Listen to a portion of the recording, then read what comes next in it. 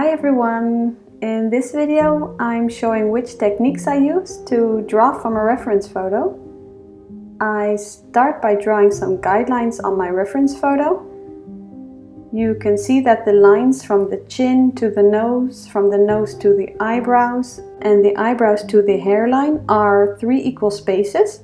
Those are the lines I always start with, and then the corners of the eyes. Normally the eyes and the space in between are also 3 equal spaces, but she isn't looking straight forward, so you will have different proportions.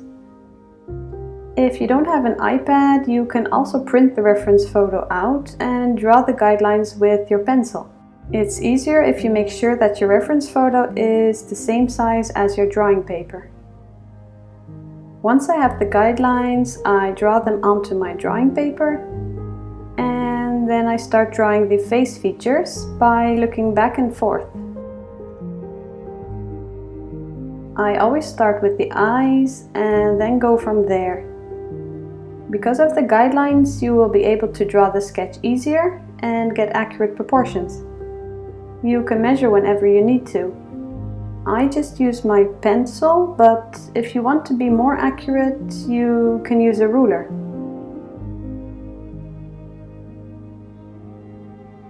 You also want to make sure that your guidelines are light enough to erase later on. I'm using an HB, but to be safe you can use a 2H or even a 4H pencil. Take your time while sketching and try not to be too hard on yourself. You are not using the reference photo to copy it 100% the same. You are not a copy machine, so try to enjoy yourself and practice this technique as much as you can until you get the hang of it.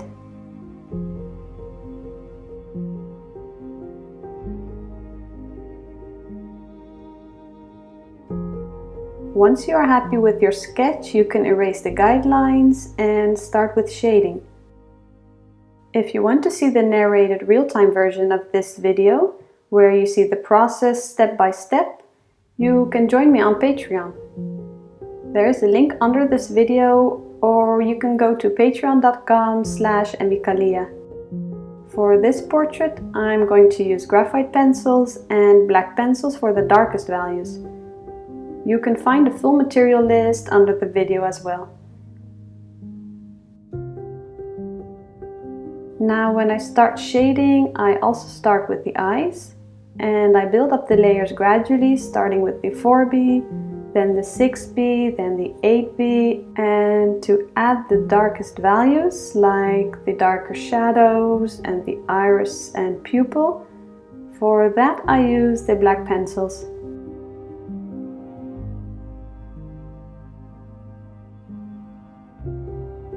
You also want to make sure you are shading your layers with light pressure, because if you use hard pressure right away, you won't be able to layer over it or erase for the highlights. So you will build up the layers gradually using light pressure. If you start by shading with the 4B graphite pencil with light pressure and the value in your drawing isn't dark enough, you will move on to a darker graphite pencil, like the 6B using light pressure. And if it's still not dark enough, you will use the 8B with light pressure. If that value isn't dark enough, I use the black pencil, also with light pressure. Only if you are drawing the last layers, you can use harder pressure, but you won't be able to erase over it that easy, so you want to make sure that you don't need to correct anymore.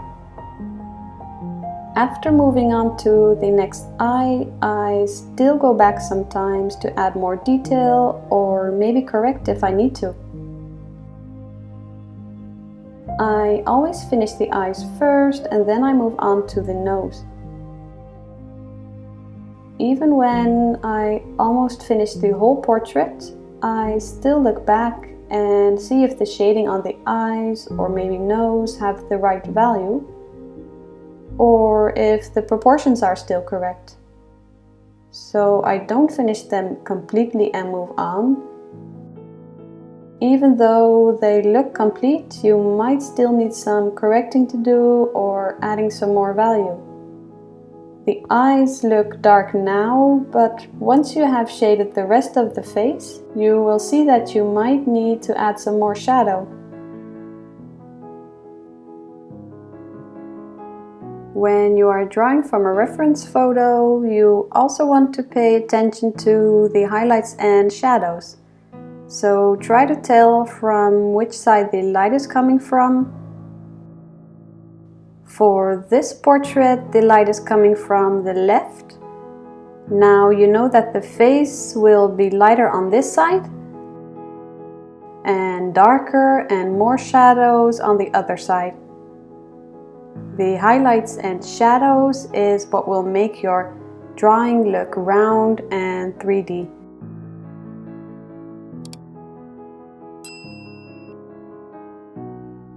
You see, because I have very light layers, I can easily correct the nose a bit. And I can also easily use the kneaded eraser to erase the graphite for the highlights. Now I start shading the rest of the face, and when I shade a larger area, I hold the pencil more to the back. That way you will be shading with the side of the pencil and you will get smoother shading. After each layer, I use a soft tissue to smoothen the layer even more. When you have shaded the face, you see that the lips look flat now, so I'm using the black pencil to darken some more.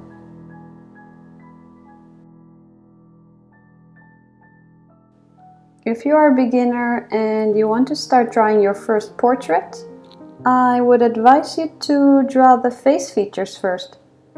Practice with drawing a single eye, and then two eyes.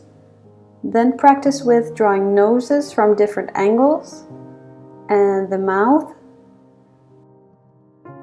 If you want to practice your shading, you could draw a sphere. See how you can start with a circle and make it look round with shading and creating highlights and shadows. How can you get a smooth transition from the midtone to the shadow? Practice with that first. I have a tutorial about drawing and shading a sphere. I will link it under the video too if you are interested. When I draw hair, I draw this in smaller sections. I think it's easier that way. And don't try to draw each individual strand of hair, that won't work. You will also have medium tones, dark tones and light tones. That will make your hair look 3D and realistic. I start with the medium tones, then I shade this using the blending stump. Then I use the pencil eraser to erase highlights and create some loose flyaway hairs. And look at your reference photo to make sure you are following the direction of the hair and to see where the shadows and the highlights are. That's how I go back and forth on each hair section. I also make sure I recreate these flyaway hairs because hair is never perfectly all together. Now I went back to the face to darken the shadows some more. When I started drawing the hair, the value on the right side of the face didn't seem dark enough. So I just added another layer to darken a bit.